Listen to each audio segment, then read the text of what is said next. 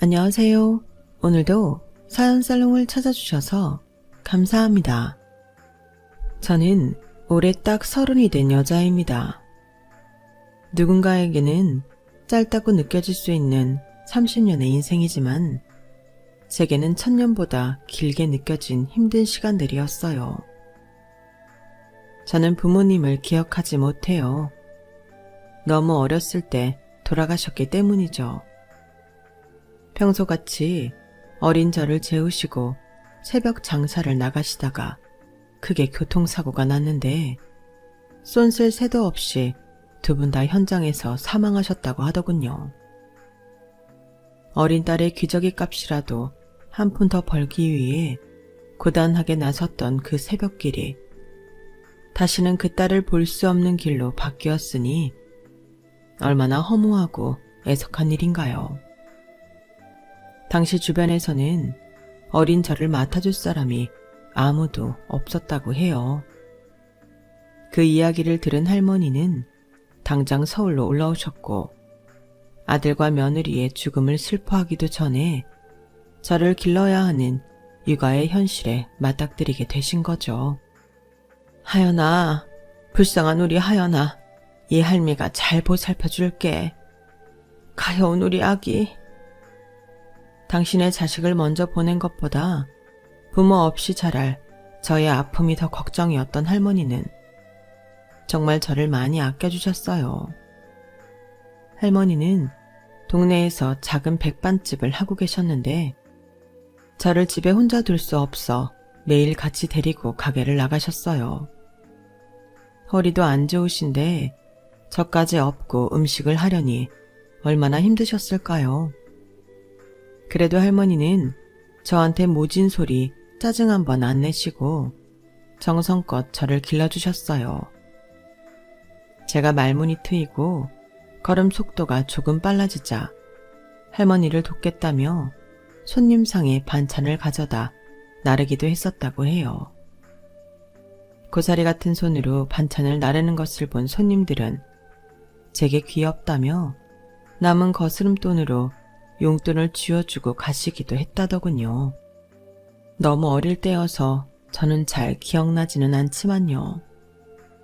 원래는 백반집 한켠에 할머니와 둘이 지냈었는데 어느 날 가게에서 5분 정도 떨어진 작은 월세방을 얻어 이사를 가게 되었어요. 하연아, 이제 우리 여기서 사는 거야. 가게에서는 장사만 하고. 할머니, 여기는 겨울에 따뜻해? 가게는 너무 추워. 잘 때 쉬마려운데 추워서 화장실에 못 나가겠어. 가게보다는 훨씬 따뜻해. 우리 하연이 고생 많았어. 할머니가 돈 더 많이 벌면 우리도 좋은 데로 가자. 작지만 할머니와 둘이 따뜻하게 잘 수 있는 방이 생겨 더없이 좋았어요. 그러던 어느 날 저희 집과 가까이 붙어있는 옆집에 수염도 덥수룩하고 옷차림도 꼬질꼬질한 아저씨 한 명이 이사를 왔어요. 어린 제가 봐도 아저씨는 항상 힘없이 어깨를 축 늘어뜨린 채 다녔어요. 표정도 없고 멍한 얼굴로 밖에서 담배를 피고 있을 때는 인사하기도 무서웠으니까요. 그래도 할머니는 이웃 아저씨를 볼 때마다 인사를 잘 하라고 하셨어요. 그 집에 들어온 지 3달이 됐을 무렵이었어요. 그날은 할머니 식당에 손님이 늦게까지 계셔서 저 역시 할머니를 기다리다 한켠에서 잠이 들고 말았어요. 할머니는 곤히 잠든 저를 업고 집으로 향하셨어요. 집에 거의 다 와서 할머니는 이상한 냄새를 맡으셨어요. 가스냄새같이 기분이 나빴는데 냄새의 출처가 옆집 아저씨 방이라는 것을 알게 된 거죠. 창문이 낮아서 뒤꿈치를 들면 안을 볼 수 있어 뚫어져라 살펴보셨던 거예요. 그때 얇고 낡은 커튼 사이로 자욱한 연기와 튀어나와 있는 발이 보였고 할머니는 큰일이 난 걸 직감하신 거죠. 할머니는 저를 급히 깨워 문에서 멀리 떨어져 있으라고 하신 다음 옆에 있던 벽돌로 창문을 내려치기 시작하셨어요. 역시나 옆집 아저씨 방에서 나는 냄새가 맞았고 할머니는 소리를 지르며 주변 사람들을 불러냈어요. 할머니는 방 안으로 물을 뿌리고 젊은 남자들은 방으로 달려들어가 축 늘어진 아저씨를 데리고 나왔어요. 그렇게 아저씨는 응급실로 옮겨졌고 다행히 정신을 차리게 되었어요. 그때도 할머니와 제가 옆에 있었는데 아저씨는 눈을 뜨자마자 아이처럼 큰 소리로 엉엉 울기 시작했어요. 저는 그때 아저씨가 왜 우는지 알 수 없었어요. 하지만 할머니는 아저씨의 손을 잡고 등을 쓸어내리며 뭐라고 말을 하는 것 같았어요.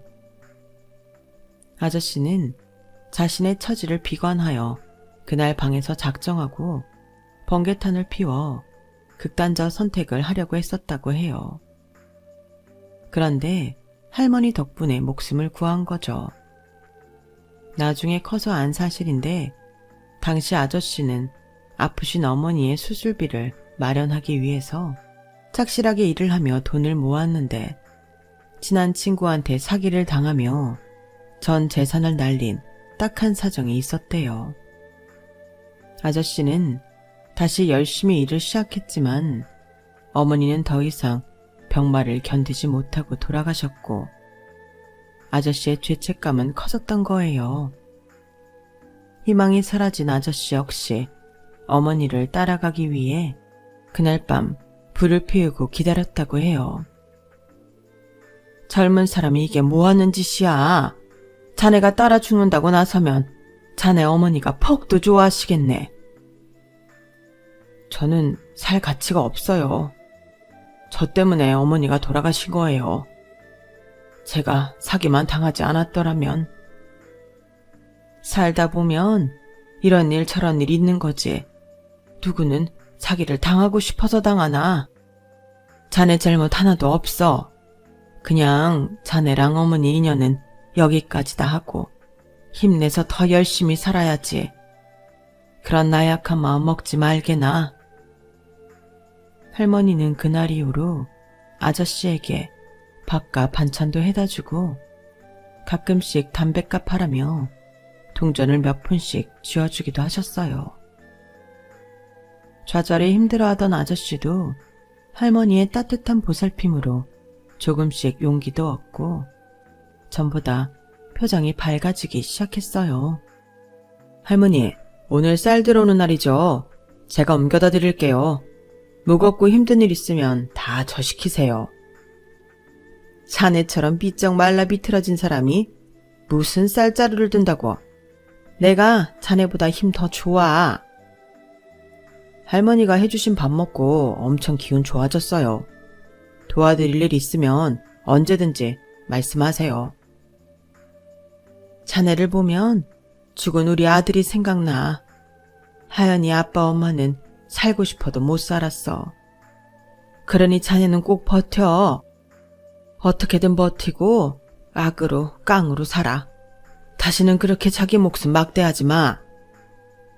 할머니는 아저씨를 친자식처럼 보살펴 주셨고 아저씨 역시 친어머니처럼 잘 따랐어요. 당연히 아저씨는 저도 엄청 예뻐해 줬어요. 오며 가며 알사탕도 선물로 주고 할머니가 바쁠 때는 저를 대신 돌봐주기도 했어요. 저도 할머니랑만 놀다가 아저씨가 놀이터라도 데려가주면 너무 신났어요. 그러던 어느 날 아주 큰 사건이 터졌어요. 그날도 바쁜 할머니 대신 아저씨가 저를 봐주고 있었는데 아저씨가 화장실에 있는 사이 제가 가스레인지 쪽으로 가 조심하지 못하고 뜨거운 국물을 뒤집어 쓴 거예요. 오른쪽 관자놀이부터 어깨, 팔, 다리까지 되었고 저는 너무 아프고 놀라 울지도 못하고 바닥에 누워 있었어요. 저를 발견한 아저씨는 급하게 병원으로 옮겼지만 대인 자국이 심상치 않다는 의사의 말을 듣고는 주저앉았어요. 놀란 할머니가 달려왔고 전신에 붕대를 칭칭 감은 제가 아플까 앉지도 못하고 눈물만 계속 흘리고 계셨어요. 한순간 죄인이 된 아저씨도 울면서 죄송하다는 말만 연신 내뱉고 있었고 할머니는 아무 말도 할 수가 없었어요. 그 후 치료를 받았지만 제 전신의 오른쪽에는 보기 싫은 화상 자국이 남게 되었어요. 할머니는 몇 날 며칠을 우시다가 누군가에게 들었는지 피부 복원 수술을 꼭 시켜주시겠다며 전보다 더 열심히 백반장사를 하셨어요. 그러다 어느 날 아저씨가 비장한 얼굴로 할머니를 찾아와 무릎까지 꿇고 말했다고 해요.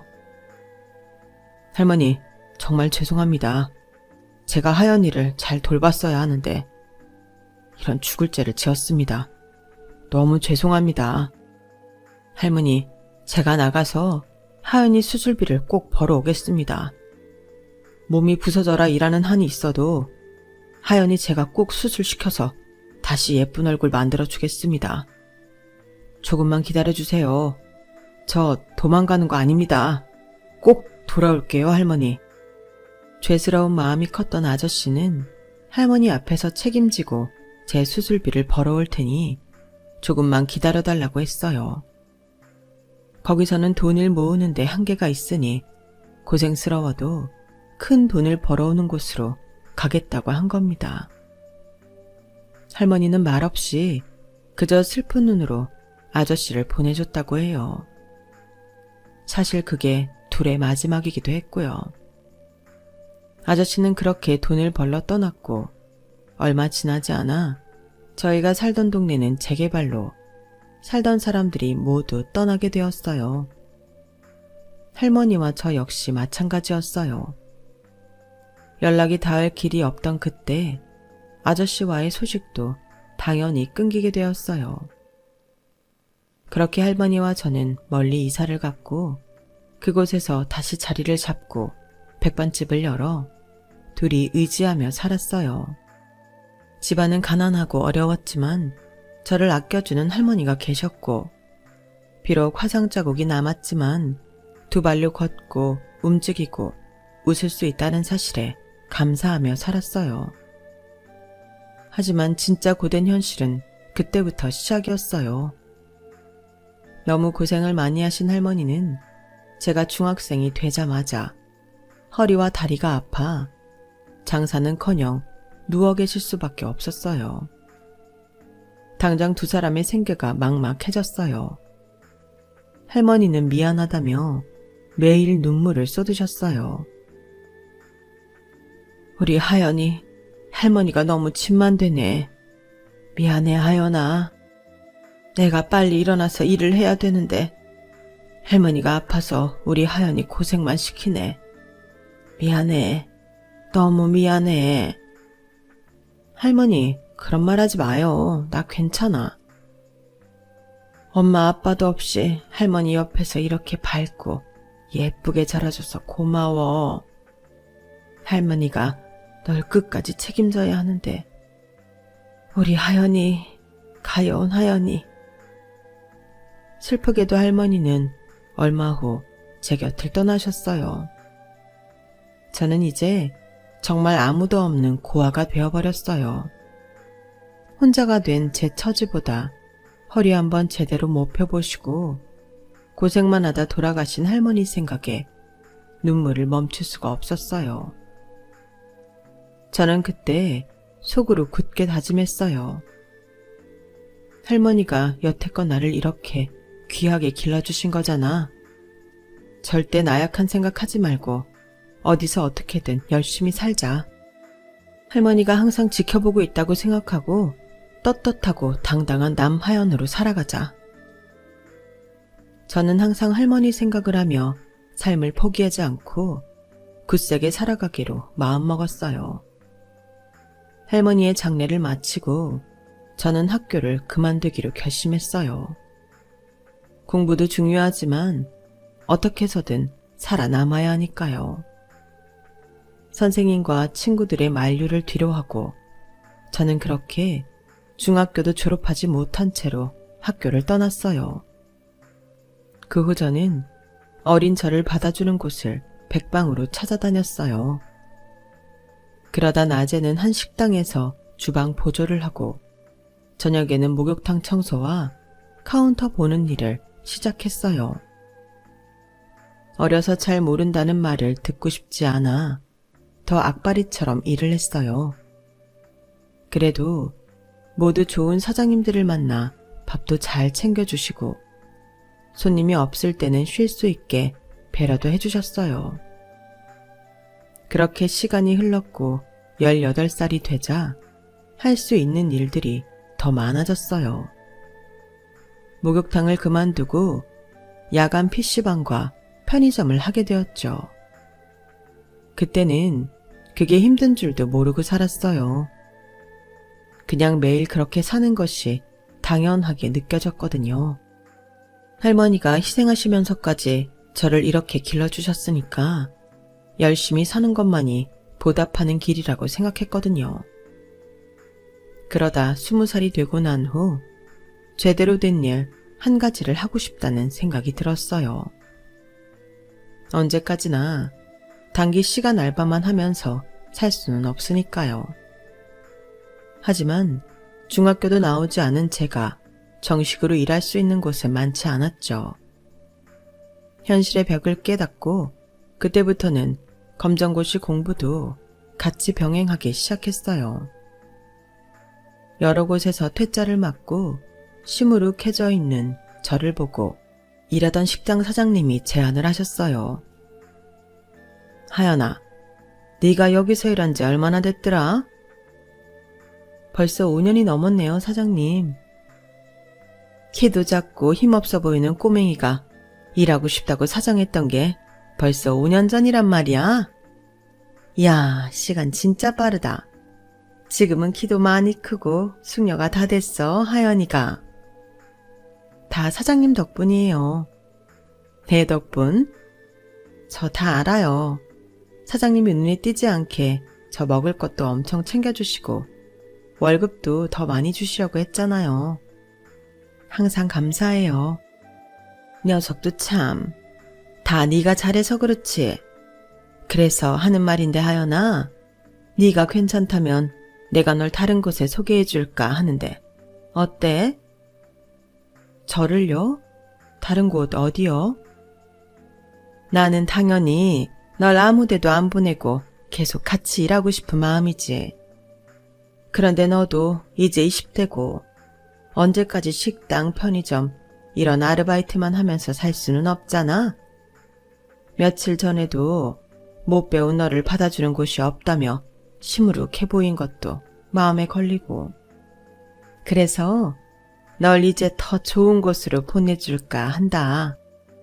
사장님, 내가 잘 아는 지인이 하는 고급 한식당인데 여기 페이가 나쁘지 않다고 하더라고. 일반 식당 같지 않게 복지도 대기업 회사처럼 잘해주고 교육 같은 거 그런 것도 해준다더라. 직원들이 자부심을 갖고 일할 수 있게 해준다고 하더라고. 오시는 손님들도 VIP들이 많대. 여기 이런 식당보다 그런 데서 일하면 더 인정도 받고 네 인생에 더 좋은 기회가 다가오지 않을까 싶은데 하연이 넌 어떠니? 여기랑 다른 곳 아르바이트 다 정리하고 거기 한식당 가서 좋은 대우 받으면서 네 여가 시간도 좀 가져. 네가 정말 내 딸 같아 사는 말이야. 안타깝기도 하고. 사장님이 추천해 주시니 한번 해볼게요. 평소 열심히 하는 저를 예뻐해 주신 사장님이 정규 직업으로 할 수 있는 고급 한식당에 저를 추천해 주셨어요. 며칠 뒤 연락을 받고 면접을 보러 갔어요. 매니저의 안내를 받아 사무실 안으로 들어갔어요. 어서 와요. 남하연 씨 맞죠? 박 사장님한테 이야기 많이 들었어요. 그렇게 입에 침이 마르도록 하연 씨를 칭찬하던데? 아닙니다. 사장님이 워낙 잘해주시고 그래서 더 열심히 한 것뿐입니다. 어머, 겸손하기도 해라. 박 사장이 아주 눈물을 머금고 하연 씨를 위해 보내주는 거라고 하더라고요. 어릴 때부터 거기서 일을 했다고 하던데? 네, 사실 부모님이나 친척이 없이 혼자여서 절박했던 저를 받아주신 감사한 분이셨어요. 감사한 마음으로 일을 했더니 이렇게 몇 년의 시간도 흐르고 저를 여기까지 추천해 주신 겁니다. 지금 거기 말고도 다른 곳에서도 일을 한다고 들었는데 최대한 빨리 정리하고 이리로 와줄 수 있어요? 그럼 절 뽑아주시는 건가요? 당연하죠. 복지나 업무관에서는 밖에 매니저가 안내해 줄 거예요. 그럼 나중에 또 봐요. 아, 그런데 사장님, 제가 얼굴이나 팔 등이 좀 이런데. 뭐가요? 어릴 때 화상을 입어서 오른쪽이 전반적으로 이렇게 보기 싫습니다. 그런 제가 여기서 일을 해도 될까요? 하연 씨, 그런 건 생각하지 말아요. 난 하연 씨 눈빛 보고 뽑은 거니까. 누구보다 지금 하연 씨는 예쁘고 생기 있어요. 자신 있게 살아요. 알았죠? 사장님의 말을 듣는 순간 눈물이 핑 돌더군요. 말은 안 했지만 그동안 몸의 상처들 때문에 제 자신이 위축되어 있었거든요. 사장님께 감사하기도 하고 너무 제 자신을 돌보지 않고 앞만 보면서 살았나 싶어 많은 생각이 스쳐 지나갔어요. 밖에서 저를 기다리던 매니저를 따라 다른 사무실에 앉아 설명을 듣기 시작했어요. 안녕하세요, 하연 씨. 저는 매니저 김다정이에요. 네, 안녕하세요. 여기 먼저 유니폼이에요. 각각 3벌씩 드리니까 더러워지거나 뭐가 묻으면 바로 세탁해 주세요. 여기서 직원들에게 식사는 항상 열려 있어요. 매 끼니를 호화스럽게 먹는 건 아니지만 집에서 챙겨 먹기 힘든 직원들을 위해 사장님이 특별히 신경 써주신 부분이에요. 많이 먹는다고 눈치 안 주니까 마음껏 이용하세요. 항상 식비가 걱정이었던 제게 이보다 더 좋은 복지는 없었죠. 식당에서 일할 때는 사장님이 꼭 챙겨주시지만 다른 곳에서는 먹을 수가 없어 삼각김밥이나 라면으로 때우기 일쑤였거든요. 더 놀라운 것은 월급 액수였어요. 제가 여러 곳에서 아침부터 밤 늦게까지 아르바이트를 해서 전부 합쳐도 받을 수 없는 돈이었어요. 월급에 대해 이의가 없으시면 여기 사인해 주세요. 여기 식사 메뉴와 주류 종류가 자세히 나와 있어요. 다음에 올 때는 꼭 암기해서 와주세요. 네. 생소한 식재료와 만드는 비법이 다양하니까 자세히 읽어보시고요. 알고 보니 이 한식당은 정말 소수의 사람들끼리만 정보를 공유하고 오는 곳이었어요. 외관에 식당 이름 하나 적혀 있지 않아 일반 사람들은 그냥 지나치기 쉽겠더라고요. 저도 처음에 문을 찾지 못해 헤맸으니까요. 그럼 빠른 시일 내에 뵙길 바랄게요. 모르는 거 있으면 이 번호로 언제든지 연락하시고요. 감사합니다, 매니저님.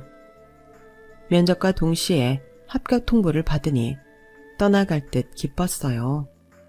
면접 이후 안타깝지만 하고 있던 모든 아르바이트를 그만두게 되었어요. 같이 일하던 분들도 저와 헤어지게 됐다며 너무 아쉬워했지만 좋은 조건에서 일하게 됐다고 하니 모두 본인 일처럼 좋아하고 축하해 주셨어요. 집에 가서 메뉴에 있는 모든 내용과 설명을 달달 외우고 출근을 시작했어요. 정말 처음 들어보는 재료들이 많아서 헷갈렸는데 주방에 양해를 구하고 재료들 하나하나와 조리 과정을 직접 보면서 이해를 시켜주셨어요. 친절하고 예의 바르게 손님을 맞이하고 대접하는 교육도 받았는데 생각보다 너무 체계적이고 격식이 있어 놀랐어요. 한 달 가까운 긴 교육이 끝나고 드디어 실전에 투입이 되었어요. 긴장해서 실수도 하고 서툴기도 했지만 매니저님과 다른 선배분들이 꼼꼼하게 가르쳐 주셔서 빨리 적응할 수 있게 되었어요. 그리고 무엇보다 일이 재미있었어요.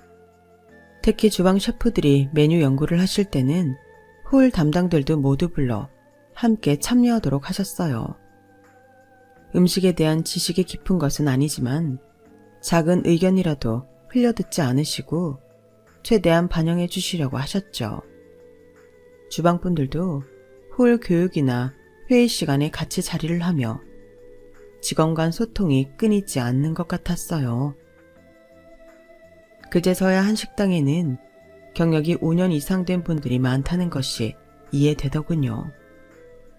식당분들이 어리고 불쌍한 저를 많이 도와주셨는데 할머니가 돌아가시고 줄곧 혼자였던 제게 따뜻한 가족의 품을 느끼게 해주셨어요. 그래서 저는 게으름 피우지 않고 누구보다 성실히 일하고 열심히 맡은 바 일을 했어요. 그렇게 저도 한 식당에서 일한 지 7년이라는 시간이 흘렀고 식당의 흐름을 다 알고 있을 정도로 베테랑 매니저가 되어 있었어요. 하루는 정기적으로 다 함께 메뉴를 연구하는 회의 시간이 돌아왔어요. 서로 조금씩 다양한 의견을 모으는 와중에 제가 먹어본 만두에 무언가를 더 넣었으면 좋겠다는 생각이 들더라고요. 셰프님, 이 속에 부추 말고 갓을 한번 넣어보면 어떨까요? 갓이요? 네, 지금 막 기억난 건데 제가 어릴 때 할머니가 만두를 자주 해주셨거든요. 그때 소금에 절인 갓을 넣으셨어요. 오, 신선한데요. 소금에 절인 갓이라. 네, 어려서 정확한 기억은 아니지만 할머니가 다른 양념 없이 깔끔하게 소금으로만 절인 갓을 묵혔다가 소로 넣어서 해주셨는데 그게 그렇게 맛있었어요. 할머니가 백반집을 하시면서 손님들에게 만두를 조금씩 나눠주셨는데 나중에는 그 만두를 찾아오신 분들도 있었어요. 엄청난 양념 맛은 아니지만 깔끔하고 식감을 살려주는 갓을 넣은 만두를 좋아하셨거든요. 새로운 재료로 메뉴를 개발하는 게 우리 일이니까 하연 씨 의견대로 한번 만들어 볼게요. 하지만 만들어보고 대체적으로 불호 의견이 더 많다면 메뉴에 올리기 힘들 수도 있으니까 그건 이해해줘요. 아유, 이렇게 제 말씀 들어주시는 것만도 감사한걸요. 부디 도움이 되시기를 바래요. 셰프분들은 갓을 구해와 머리를 맞대고 다양한 방법으로 만두소를 만들어 직원들에게 맛보게 했어요. 셰프님, 하연 씨 말대로 소금에 그냥 절여서 넣은 만두가 제일 괜찮은데요? 저도요. 저도 입맛에 잘 맞아요. 많은 분들이 제가 말한 할머니 레시피 만두를 제일 맛있다고 꼽아주셨어요. 좋습니다. 이번 신메뉴에 하연 씨 의견이 반영된 간만두가 추가되었어요.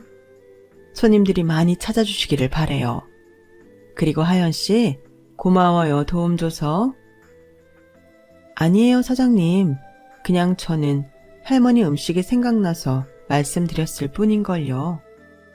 고마운 하연 씨에게는 이번 달 월급에 성과급이 더 추가되어서 나갈 거예요. 앞으로도 잘 부탁해요. 감사합니다, 사장님. 아무 생각 없이 내뱉은 할머니의 만두 레시피가 정말 좋은 반응을 얻었어요. 실제로 손님상에 올라가자 맛있어서 재료를 묻는 분들이 많아졌다는 소식에 저는 너무 기뻤어요. 하연씨, 맛보기용으로 나간 만두가 반응이 좋아서 따로 사갈 수 없냐고 손님들이 문의를 하세요. 우리 식당 메인 요리보다 더 입맛에 맞으시다나? 세상에 살다 보니 이런 일도 있네요. 계속 칭찬해 주시니 몸둘 바를 모르겠네요. 그냥 고양이 뒷걸음질 치다가 쥐 잡은 격인걸요. 그 계기로 사장님과 셰프는 물론 한식당 식구들 모두 저를 더 예뻐해 주셨어요. 그렇게 할머니 만두의 반응이 한참 좋을 때쯤 뜻밖의 일이 벌어졌어요. 저녁 마감 시간이 임박해서 손님 한 분이 늦게 예약을 했다는 사실을 알게 되었어요. 사장님, 이분 예약을 어떻게 할까요? 하연 씨, 그냥 두세요. 자주 오시는 것은 아니지만 저희 한식당에서 손꼽히는 VIP세요. 항상 혼자 늦게 오셔서 묵묵히 식사를 하다 가시죠. 그 유명한 L그룹의 회장님이신데 저희 식당을 좋아하세요. 하연 씨는 평소처럼 퇴근하세요. 제가 회장님을 맞이할게요. 아니에요.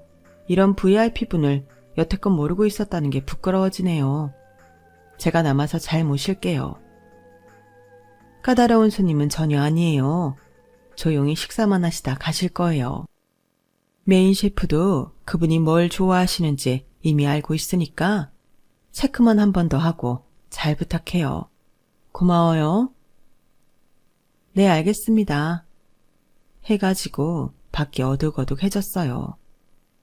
손님의 테이블이 거의 빠졌을 무렵 한 노신사가 뚜벅뚜벅 홀로 들어오더군요. 안녕하세요.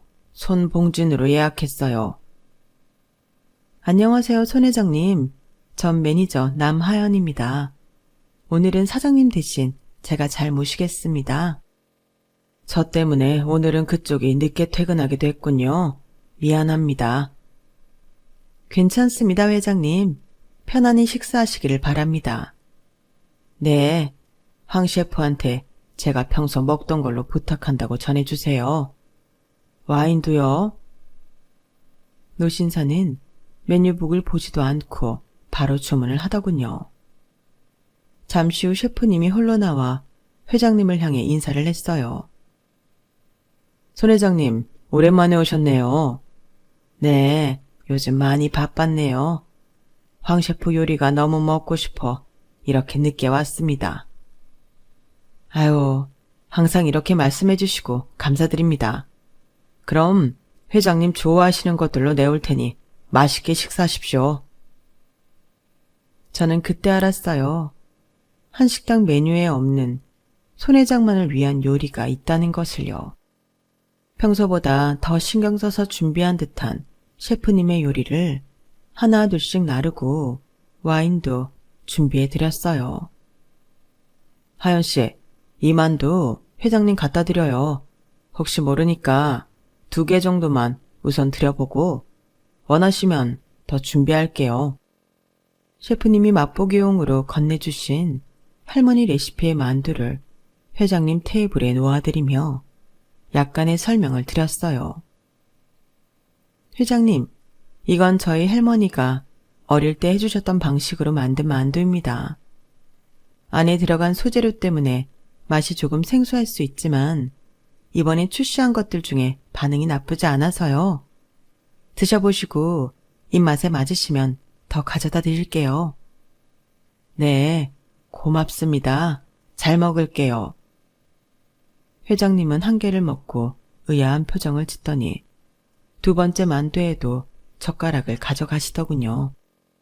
혹시 이 만두 안에 뭐가 들어간 건가요? 소금에 절인 갓입니다. 아주 담백하면서 깔끔하고 맛있네요. 예전에 제가 아시는 분이 해주시던 그 맛이랑 너무 똑같아요. 참 고마운 분이셨는데 아무리 찾아도 찾을 수가 없었거든요. 그 맛을 몇십 년 만에 여기서 느끼게 되다니 참 기쁘군요. 이 맛에 맞으셔서 다행입니다. 할머니가 백반집을 하셨었는데 다른 것보다 이 만두를 많이들 드시러 오셨었거든요. 감사하게도 이번에 사장님이 제 의견을 반영해 주셔서 이렇게 할머니 만두를 함께 내놓게 됐습니다. 그러셨군요. 제가 찾는 그분도 백반집을 하셔서 제 끼니를 항상 챙겨주시던 분이셨는데. 그러고 보니 하연 씨 이름이 낯설지가 않네요. 실례되지 않는다면 할머니 성함을 좀 여쭤봐도 될까요? 김동자 임자 되세요. 혹시 세주마을에 산 적이 있나요? 그걸 어떻게 아세요? 할머니랑 그 동네에서 오래 살았었어요. 마스크를 잠깐 벗어봐 줄 수 있어요? 네? 아, 네. 얼굴에 상처가 혹시 오른쪽 팔과 다리에 전반적으로 화상 자국이 있나요? 네. 도대체 회장님이 그걸 어떻게 아시는 거죠? 절 아시나요?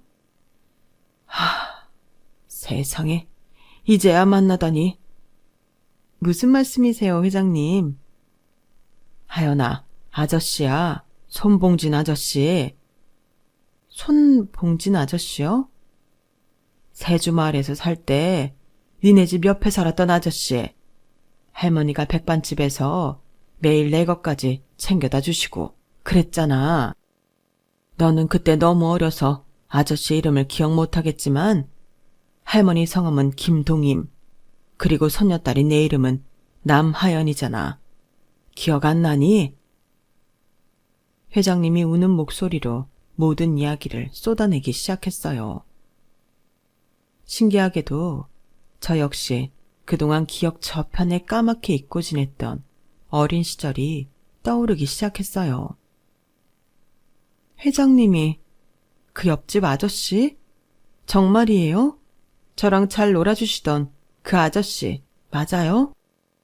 그래 하연아, 내가 너랑 놀아주다가 잠깐 한눈판 사이에 뜨거운 것을 뒤집어 쓰고 네가 오른쪽에 화상을 입었잖니. 그때 내가 너무 죄스럽고 면목이 없어서 네 수술비를 벌려고 잠깐 동네를 떠나 일을 하러 갔던 거야. 할머니께 꼭 돈을 벌어오겠다고 약속을 하고 갔는데 그게 시간이 너무 길어졌는지 돌아왔을 때 이미 동네는 사라지고 없더라. 할머니가 하시던 백반집도 없어지고 집도 다 허물어져 있고 할머니와 너를 찾으려고 얼마나 노력했는지 몰라. 도대체 어디로 갔었던 거야? 왜 이제야 나타난 거니? 할머니는 건강하시니? 아저씨, 할머니는 진작에 돌아가셨어요. 뭐? 아이고, 그 감사한 은혜 제대로 갚지도 못하고 손녀 수술비를 벌어왔는데 드리지도 못하고 제가 죄인입니다, 어르신. 아저씨는 통곡을 하기 시작하셨어요. 괜찮아요, 아저씨. 할머니도 아저씨 마음 다 알고 가셨을 거예요. 생전에 제가 혹시라도 잊을까 아저씨 이야기를 자주 해주셨거든요. 아저씨 마음이 얼마나 무거울지 아신다면서요. 그리고 그 말씀도 하셨어요. 제 수술비를 벌어오겠다며 떠나던 그날 아저씨 눈빛이 거짓이 아니었다고. 진심으로 사죄하고 싶은 마음이 눈으로 다 보였다고. 그거면 됐다고 그렇게 말씀하셨어요. 아이고, 어르신 용서하세요. 제 말을 들은 아저씨는 아이처럼 더 크게 울었어요. 저도 참지 못하고 따라 울고 말았어요. 그날 남은 식사도 다 거절하시고 아저씨와 못다한 이야기를 하기 위해 다시 약속을 잡았어요.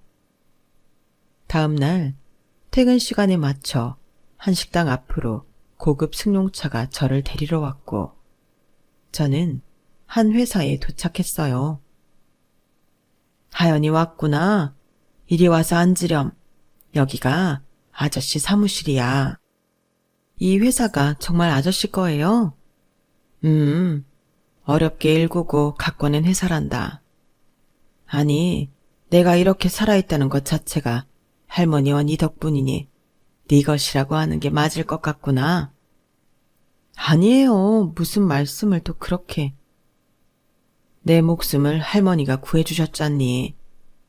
되는 일도 없고 어머니까지 돌아가시게 했다는 생각에 불을 피워 어머니 곁으로 가려고 했는데 할머니가 구해주셔서 게다가 매번 내 끼니까지 챙겨주시면서 걱정해 주셨는데, 정말 내 생명의 은인이었는데 이제 만날 수가 없다니 너무 슬프고 참담한 심정이구나. 아저씨는 또다시 눈물을 흘리며 제 손을 잡고 이야기를 하셨어요. 그때 아저씨는 제 수술비를 벌기 위해 돈 되는 일은 마다하지 않았고 나중에는 손톱까지 빠진 줄 모르고 일하셨다고 해요. 그러다 아저씨의 성실함과 일하는 솜씨가 마음에 든 한 사장님이 곁에 두고 가르치기 시작했고 그 길을 따라 묵묵히 해내니 이렇게 성공을 거두게 되었던 것이고요. 그 후 동네로 돌아왔지만 저희를 찾을 수 없었던 거예요. 가끔 네 꿈을 꾸기도 했단다. 화상을 입은 널 들쳐업고 응급실로 뛰어가던 그날의 모습이 나타나더구나. 항상 네 상처가 마음 한켠에 죄책감으로 남아 괴로워하고는 했었거든. 할머니와의 약속을 꼭 지키고 싶었는데 이제 더 이상 뵐 수가 없다니. 할머니와 네 생각을 하며 내가 여기까지 버텨왔던 건데. 아저씨, 그만 우세요. 너라도 이제야 만난 것에 감사하며 살아야겠구나. 하연아, 할머니와 지키지 못했던 늦은 약속을 이제라도 네 앞에서 다시 하고 싶구나. 그래도 되겠니? 무슨 말씀이세요? 나는 일만 하고 사느라 결혼도 안 했고 자식도 없단다. 너를 내 딸처럼 생각하고 앞으로 내게 최고로 좋은 것만 다 해주고 싶단다. 네? 무엇이든 필요한 게 있으면 다 아저씨한테 말하렴. 그리고 이제서야 약속을 지키는 나를 용서해 다오. 그날 이후 아저씨는 쉬지 않고 제게 필요한 것들을 물으셨고 작은 도움이라도 주시려고 노력하셨어요. 하루는 저를 불러 말씀하시더군요. 하연아, 내가 우리나라 최고의 의사를 미리 모셔놨단다. 피부세포계에 있어서는 엄청난 실력자셔. 그래서 말인데 네 화상자국 수술을 해주고 싶구나. 화상자국을요? 완전 100%로 돌아가긴 힘들겠지만 지금보다는 훨씬 좋아질 거야. 아저씨, 고맙습니다. 아니야, 그런 말 하지 마. 내가 진작 당연히 해줬어야 하는 수술인데 너무 늦어 미안하구나. 그리고 하고 싶은 일 있니? 뭐든 말하렴. 거기 한정식 식당 그만두고 네가 하고 싶은 거 다 해. 다 아저씨가 해줄게. 아니에요. 거기는 제가 일을 하면 할수록 재미있고 활기를 느껴요. 이번에 만두도 제 의견이 반영되어서 만들어졌고 이렇게 아저씨도 다시 만날 수 있게 됐잖아요. 그리고 같이 일하는 동료분들도 정말 너무 가족 같고 좋아요. 제가 거기서만 벌써 7년째 일하고 있는걸요. 그래? 그렇다면 그 일을 계속하면서 못다한 공부를 다시 해보는 건 어떻겠니? 공부를요? 할머니 돌아가시고 중학교도 졸업하기 힘들었다며. 이 어린 것이 혼자 살아나가느라 얼마나 힘들었을꼬. 너만 괜찮다면 다시 공부도 시작해서 졸업장을 따면 좋겠구나. 검정고시를 한때 준비하다가 중간에 흐지부지 되어 안타까웠는데 제가 다시 공부를 할 자격이 있을까요? 하연아, 그런 말 하지 마. 네가 하고 싶은 거, 배우고 싶은 거 아저씨가 다 서포트 해줄 거야. 넌 충분한 자격 있어. 제게 이번 생에 다시 공부에 도전하는 일은 없을 거라고 생각했는데 아저씨 말에 눈시울이 절로 붉어지더군요. 한때 중학교도 졸업하지 못했다며 정규직 취업이 어려워 좌절했던 때가 있었으니까요. 하연이 네가 특별히 살고 싶은 지역이 있니? 아무래도 출퇴근이 편한 곳이면 좋겠지? 가까운 곳에 집을 하나 마련해 줄게. 편하게 지내렴. 집이요? 아니에요. 괜찮아요, 아저씨. 저한테 너무 많이 해주시는 것 같아요. 네가 작은 단칸방에 혼자 있다고 생각하니 아저씨 마음이 좋지 않아. 안전하지도 않고. 그리고 면허는 있니? 아니요, 운전할 줄 몰라요. 그럼 당장 내일부터 운전학원 끊어줄 테니 면허부터 따보자. 면허 나오면 네가 타고 다닐 만한 예쁜 자동차 한 대 뽑아줄게. 가볍게 끌고 다니렴. 그리고 또 하연이한테 뭐 해줄 게 없으려나? 아저씨는 계속 제게 뭐라도 하나 더 해주고 싶어서 고민하시는 것 같았어요. 하루아침에 잊고 지낸 아저씨를 만나 제 인생이 달라지는 것 같았어요. 이게 다 할머니 덕분인데 정작 그 할머니의 은혜를 제가 다 받는 느낌이었어요. 그 후 정말 아저씨는 제게 아늑한 집과 자동차를 선물해 주셨어요. 좋은 과외 선생님도 붙여주셔서 퇴근 후 집에서 중학교 공부도 다시 시작했고요. 그리고 무엇보다 아저씨가 소개해 주신 훌륭한 의사분께 몇 차례나 되는 피부 재건 수술을 받았고 정말 눈에 띄게 화상 자국이 흐려졌어요. 아저씨가 그날 방에서 구출되어 새로 시작할 수 있었던 것처럼 저도 수술 후 새 삶을 살게 된 기분이었어요. 덕분에 전보다 더 자신 있는 모습과 목소리로 즐겁게 식당에서 일하고 있고요.